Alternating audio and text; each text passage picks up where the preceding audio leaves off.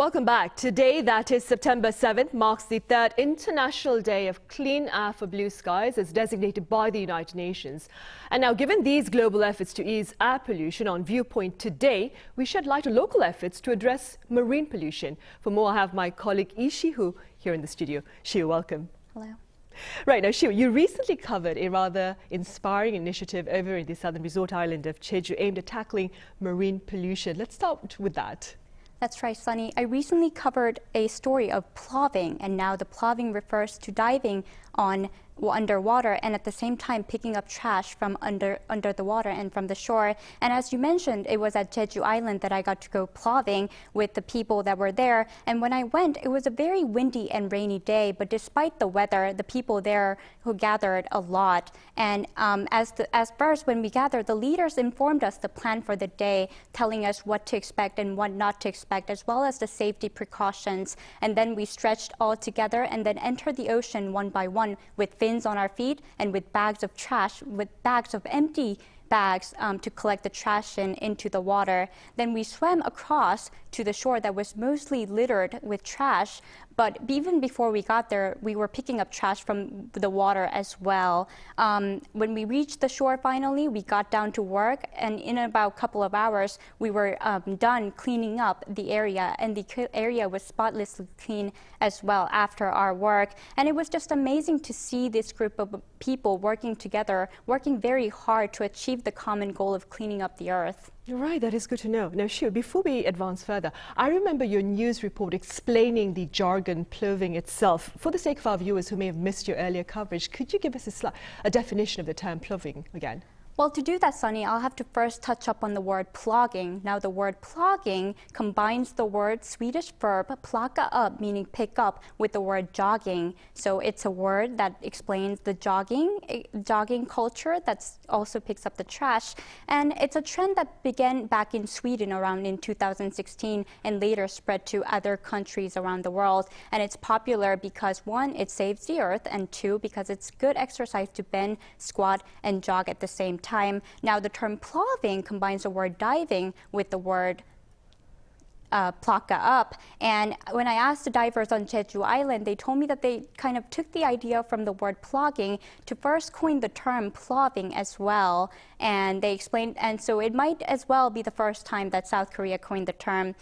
There's also another related term that's commonly used on Jeju Island called 봉그깅, which combines the word jogging with the word 봉그다, which means to pick up in Jeju dialect as well, which is commonly interchangeably used on Jeju Island. Right, I see. And now, Shi-hoo, do tell us a bit more about the people there partaking in these efforts to pick up after others at sea, of course. Yes, the people seem to come from all walks of life, and I was surprised to find that there were people from different ages, gender, and even nationality. And it was interesting to see children along with their parents and also the elderly who are very experienced in diving. And of course, there were lots of MZ generationers as well partaking in these efforts. And now it's interesting to note that the reason that all these different kinds of people were able to gather is through social media. The organizers of the group post announcements ahead in advance so the people can watch and kind of join in on these efforts online and offline as well. And it was interesting to see that these people who previously might not have had the opportunity to meet each other get together really well and developed this wonderful camaraderie right on site.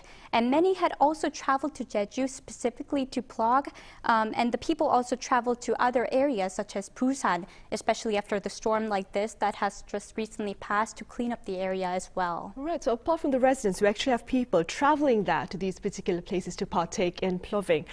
Well, up next, we take a moment to better understand shifting trends in tourism, with travelers now more conscious about their potential impact on the environment. For more, I have Professor Umar Zaman at Endicott College of International Studies live on the line. Professor Zaman, it's good to have you on. Thank you for having me. Right, Professor Zaman, would you say activities like plogging and ploving, as defined by my colleague Shi-hoo here in the studio, if practiced at travel destinations, are indeed examples of regenerative tourism? And what exactly is regenerative tourism, and how does it differ from sustainable tourism? Okay, thank you. So I think plogging and ploving, these are two emerging tourism trends among eco-conscious, responsible travelers. And they seek tourism pleasure At the same time, they they contribute towards the destination by restoration and regenerative efforts. So in simple terms, if you want to differentiate between sustainable tourism from regenerative tourism, it's more about the mindset and the scope. Sustainable tourism seeks to minimize the adverse impact of growing tourism on the destinations. So by default, sustainable tourism only slows down the state of degeneration at the tourism destinations. On the other hand, regenerative tourism goes beyond the scope of sustainability. So it emphasizes on destination restoration with regenerative mindset, which means that every time you visit a destination, you must leave it better than before. So visitors, when they visit destination, they must take away their trash when they leave, but also help to remove the trash left by earlier visitors. Right, I see. And Professor, then, how do you explain the growing public interest in these eco-friendly travel practices, if I may? Well, I think globally, travelers now have greater awareness about the adverse impact of over-tourism than ever before, right? So right now, we are seeing the vital signs of climate change, extreme weather conditions, heat waves in Europe and USA, and record-breaking monsoon rains and floods. Like in Pakistan, 33 million people are affected by the monsoon rains and floods, right? So all these recent events, including the pandemic, have raised the red flags for all tourism stakeholders, including travelers, to engage into ecotourism and help to restore our national ecosystem and reduce the carbon emissions while they travel. And that being said then, Professor Zaman, what more perhaps can be done to raise better awareness about the importance of responsible and regenerative tourism here on the local front? I think awareness should also be connected with engagement. Like as the other guest has mentioned, that there is a greater bonding between people who go to those islands. They go for the ocean dive and they extract the trash from there, right? So the green marketing tourism drive and the promotion, it must be revisited, because branding destinations as eco-friendly would not be enough, because there would be thousands of visitors who may not be much careful about consuming resources and not about how they manage their waste. So tourism marketers, what they have to do, they have to promote the eco-friendly tourist as agents of regenerative change. And that can also encourage other visitors to be part of that meaningful change efforts and be part of the regenerative tourism activities. And as many destinations require immediate support. So awareness with engagement, that can be a solution to this ongoing problem. Right, so it needs to be a comprehensive collective effort then. All right, Professor Zaman, thank you very much for your time and your thoughts. It's a pleasure to be here. Right, Shi-hoo, back here then. Let's now turn our attention to the actual problem of marine pollution. As you mentioned earlier, you partook in ploving yourself, and I understand you were quite shocked by the plastic litter that you picked up. Could you elaborate on that? Right, Sunny, ploving made me realize that the world is just one big village. The trash that we collected came from not only South Korea but from all around the world, and that we could tell by the writings written on the trash themselves. They were written in various languages from all around the world, and the types of trash that we collected varied not only from styrofoam and plastics but also those that could endanger the livelihoods of people underwater and also the marine life. There were ropes, knives, and even abandoned nets that could tangle up the ocean life as well. I was able to actually spot and rescue some fish that were tangled up in the nets, and to imagine that that could happen to humans as well was very concerning to me. Right, and staying with that, Shi-hoo, Jeju itself, it's home to Haenyeo, the female divers whose livelihoods consist of harvesting seafood from the ocean using, of course, centuries-old practices that are quite sustainable. And that being said, what are the implications then of marine pollution on the lives of Haenyeos?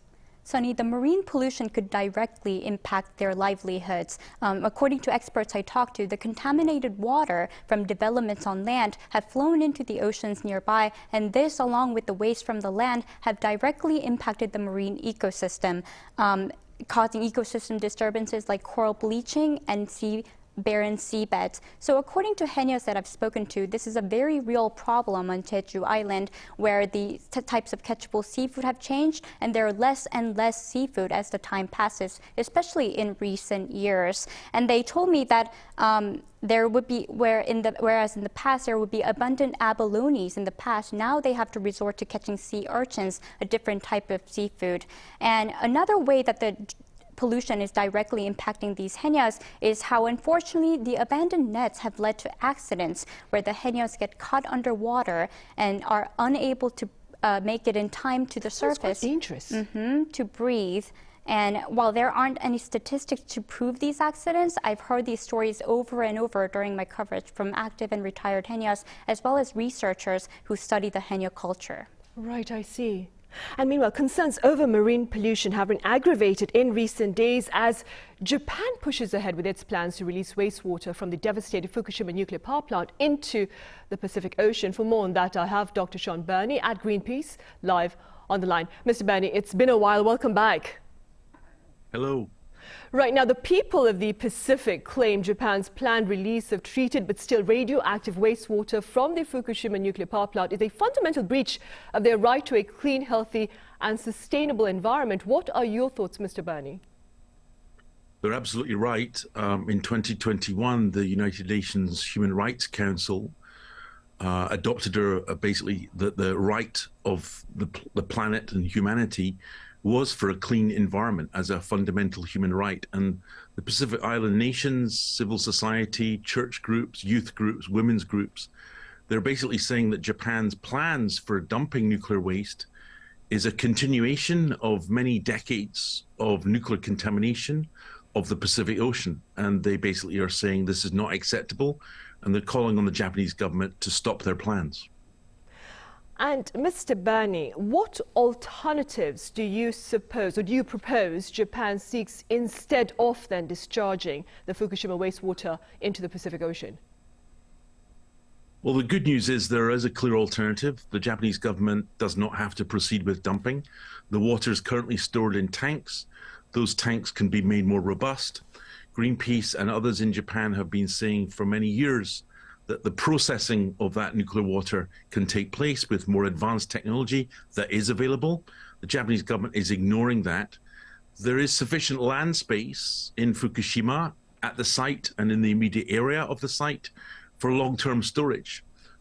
So dumping nuclear waste into the ocean, into the marine environment, is not the solution to this pollution problem. Mr. Burney, I ask this next question as a layperson. Do you suppose we should gradually refrain from seafood in the event of an actual discharge of the Fukushima wastewater into the Pacific Ocean by Japan? That's one of the main concerns, for example, for Japanese fishing communities that were devastated by the 2011 disaster. It's also one of the reasons why fishing communities in Korea are so concerned about their oceans being contaminated by radioactivity. I think the moment the priority is for us to stop this discharge, which means all action by civil society, by fishing groups, by governments must be taken. In terms of the future, if those discharges go ahead, and I still believe they can be stopped, the most important is for us to rely on the science for rigorous testing of all seafood that is available for consumption, so that the public are fully aware of what radioactivity, if radioactivity is concentrating in seafood. So at the moment, the priority is to stop the discharge. I really don't want us to get to the point where we're saying you shouldn't be buying seafood from Japan or from Korea because of the discharge. We have to stop it. Right, I see. All right, Mr. Burney, as always, thank you very much for your insights. Thank you. Right, Shi-hoo, regarding these small communal efforts in Jeju to address marine pollution, let's talk more about that and perhaps about the importance of tackling that as this marine task to ensure the livelihoods, of course, of our haenyeo. Sunny, so the very first thing that the plovers did when they entered the ocean was approach the large net and cut it up into pieces. And there were about 5 to 6 people working on just the net alone. So from the very first beginning, I realized that this is not something that can be done by an individual alone, but there must be a collective effort to make a difference. But that's not to say that an individual cannot make a difference. An individual can also partake in these ploving activities and also refrain from using plastics, which could also help in our daily lives. There are also shops on Jeju Island which uses waste collected from these marine pollution and upcycles it to usable items, so people can also support those shops as well. It's also important to note that we shouldn't rely just solely on regional governments to make a difference. For example, the Jeju government have set up cleaning sessions, but that wasn't enough, which is why the plovers set up to do what they do. And from time to time, the active Haenyeo have joined in on this effort because they're the ones who are most impacted by the changing environment. Now, I attended the Haenyeo school a couple years back, and I noticed the difference when I recently returned to the school for this coverage in the amount of pollution that were spotted. There's also a footage of me holding up trash from the water in front of the Haenyeo school. So I couldn't imagine how much change the Haenyeo were experiencing from day to day. But again, it's not only the Haenyeo population that's impacted by this environmental change. It's all of us, the inhabitants of the earth, that are impacted by this. So I just want to encourage everyone to be aware of this very real problem and to do the least that they can do to make a difference. Right. Dive and pick up the litter if you can, that is, of course, right? All right, Shi-hoo, thank you very much for that coverage. Thank you.